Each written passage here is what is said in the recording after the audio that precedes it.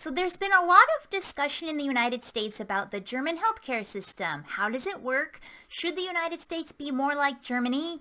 And I'm here today to tell you how the German system works and also share my personal story of having health insurance in Germany and visiting the doctor. So stick around and I'll tell you all about it. But first of all, I'd like to introduce myself. I am Carlie Sitzman, and I am a linguist who helps people communicate in German. So if you want to learn German and get helpful tips, subscribe below, hit the like button, hit notifications, and join me for my other videos. Okay, the German healthcare system. The roots of the German healthcare system go all the way back to the Middle Ages when craftsmen would develop guilds, and they would all pool their money, and when someone from the guild got sick, they would pay for their health needs.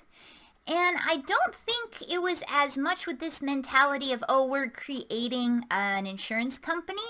It was more, this is our community resource so that we can make sure everyone is taken care of. And that is a common theme throughout German history. They like having communal resources so that everyone will be okay and everyone will be taken care of. So basically they just modernized that system, brought it into the 20th century, the 21st century, and so on. And now they have this system of Krankenkassen, which is what the insurance companies are called in German. So these Krankenkassen provide insurance to people. There's the private Krankenkasse, which is a little different, but basically the government doesn't subsidize that. And then there's the government subsidized gesetzliche Krankenkasse. And they receive money from the government and are definitely less expensive. So the way this works is basically everyone in Germany is required to have insurance. That is a legal requirement. And this gesetzliche Krankenkasse, or this government insurance, is less expensive the lower your wage is. So that's very fair, right? If you have a very low wage, you don't have to pay very much. If you earn above a certain amount, you can get private insurance, and that's not necessarily, that's not government subsidized. So the private insurance is very luxurious. And if you have private insurance, you will end up paying more for your health care than if you have government insurance. Which is why you get pretty much the royal treatment when you go to the doctor. They will roll out the red carpet, they will get you in right away, you will have lots of choices. That's the way the private insurance works. But the downside is you have to pay for everything. Once the bill comes, you pay the entire bill, and you send the bill to your health insurance. They will look through and see what is covered and reimburse you for what is covered. So that can be a little tricky. You really have to have enough money for any kind of health expense up front with that approach. With the government health insurance, you never see a bill. The bill is sent to the government insurance company. They pay what they cover, which is usually almost everything. You might have to pay a little bit on top, but they cover quite a lot. And actually, they do a lot of negotiating to reduce costs. So people with the government insurance will end up paying the provider less than people with private insurance.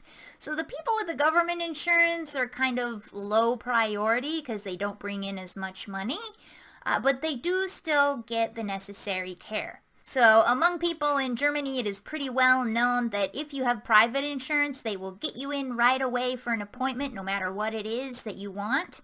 And you will have to wait a long time with the government insurance. So that brings us to my story. I was government insured in Germany. I think it cost about $80 a month, which was a pretty good deal, and everything was covered.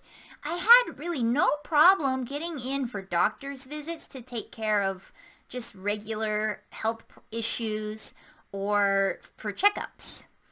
So that was good. The one time that I had problems was when I had this really, really serious illness. And I went to the doctor. I made a lot of appointments within a short period of time because I kept going back to see what was wrong, what we could do testing, do exams. And those were really tough because I would make an appointment and I would be there on time, maybe even early. I would have all my paperwork filled out, ready to go, and they would still make me wait for hours on end, hours and hours and hours. I imagine because they were fitting in the privately insured people. But they didn't want to say no to me because I had this possibly life-threatening illness and they wanted to take care of it, so I just ended up sitting in the doctor's office all day, which was awful when you're feeling so sick. But I did get the health care I needed. That was my experience. It was pretty good. I'm sure it would have been better with private insurance. And there was actually one other very interesting experience that I had when I went back to visit Germany after I'd moved to the States. I had a really bad cold at the time, and my friend insisted on taking me to the doctor to see if we could get some medication because I was coughing a lot. So we went to the doctor, and the doctor saw me, and I was expecting a really big bill because I told the doctor I do not have any insurance. I did not give her any insurance information at all. I was expecting a very big bill because on average in the United States, when I go to a doctor or specialist for a visit, it costs at least $125, no matter how long I spend with the doctor. I might be in there 20 minutes and I still get charged $125. So I was expecting that from this German doctor. But I gave her the address of my friend. She sent the bill there. My friend forwarded the bill to me. And when I opened it, I was absolutely shocked because it was $20. No kidding. It was $20 to go to the doctor without insurance. It really made me feel like I'm getting ripped off in the United States with that 125. So that's about it. It's a pretty complex system. I just wanted to give you the basics. So if you want to read more, learn German, and then you can read every single article on it. And I can help you with that. If you want to learn German, visit my website and I'll set you up with a class, or you can do the self-guided classes as well. Okay, well otherwise, happy learning, and I'll see you next time. Tschüss!